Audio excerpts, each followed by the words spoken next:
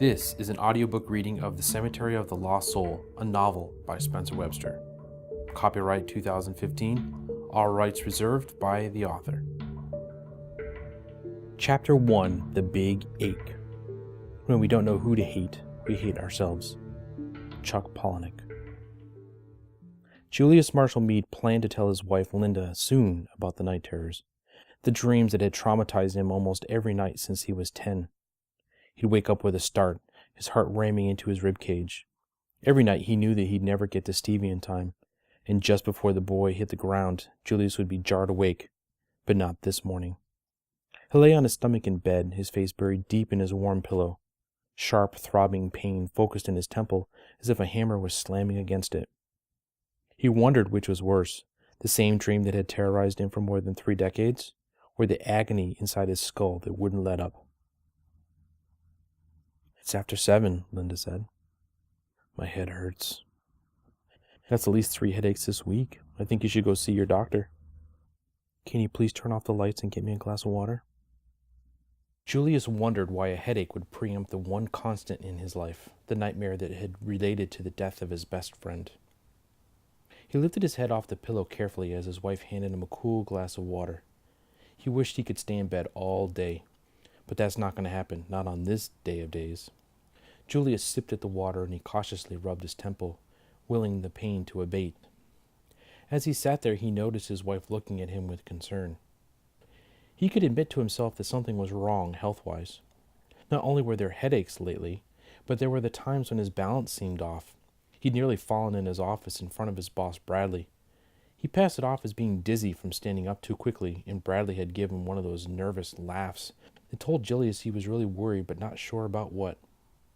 And yesterday afternoon his legs numbed out on him, and that was when he started to worry something was wrong. He figured he needed some rest. If he could just get through this weekend intact, he'd make an appointment first thing Monday morning.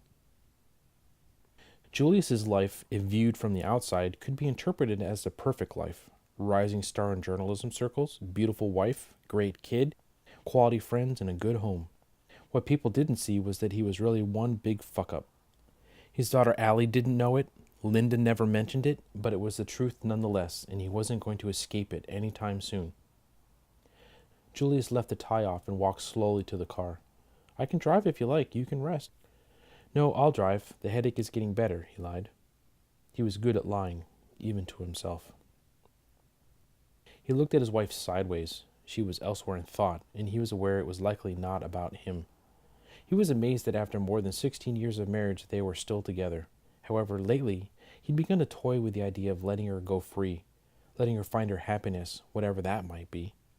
It couldn't be a sacrifice for him either, because he was the albatross around her neck, the unbearable weight to her golden love he was not fit to receive. What could possibly be in this for her? He still asked that question every single day, and the answer always eluded him. Julius glanced at Allie in the back seat, earbuds in her ears, and firmly attached to her private world with lightning-fast fingers, sending countless messages to nameless friends. Guilt washed over him as he contemplated letting Allie go along with her mother, even if she argued with him all the time. Both would be better off without him. The headache had only just begun to loosen its grip as they approached Seattle, which meant they were just more than 50 miles away from his father's home. For most of the drive, the skies had remained cloudy. As he drove over the Ship Canal Bridge, a beam of light pierced the gray skies and illuminated the lane in front of him. He looked at his wife to see if she saw it, but her eyes were closed. The god's ray was beautiful and haunting, and he was the only one to see it. His brother Tristan was already there. His car, a sleek Honda, was parked curbside, and he could see his younger brother still in the driver's seat. Julius pulled to the side of the road behind the gold-colored sedan. "Is your brother going to help us set up?" Linda asked. "Not sure." Julius hadn't expected Tristan to show at all, actually. What was not surprising was that his little brother was alone.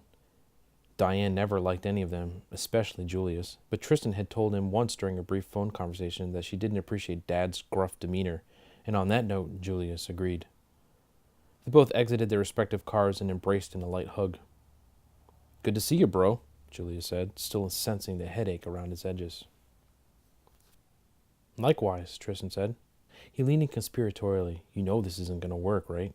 You want to bet he can't go an hour before he says at least one rude comment? He stood straight as Linda walked toward them, carrying several bags. What? She asked. Nothing, Tristan replied. Linda offered Julius a withering stare. You two had better not ruin this day. No plans of conquer or divide. Whatever does that mean, sis? Tristan asked with a sheepish grin. Allie walked up with an unreadable expression on her face. He wanted to yank the earbuds out of her ears. Instead, he stared up at the house where he'd spent half his traumatic childhood and never wanted to return. He just didn't have the courage to tell Linda all of the stories. Stevie wouldn't let him. Fear stepped up within him and scorched him deep within his shoulder blades.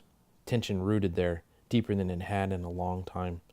This whole day would be a mistake, and it was only a matter of time before Linda saw what he already knew to be true. As he walked toward the steps, he could feel the tree in the woods pulling on his soul, and he wanted to run away.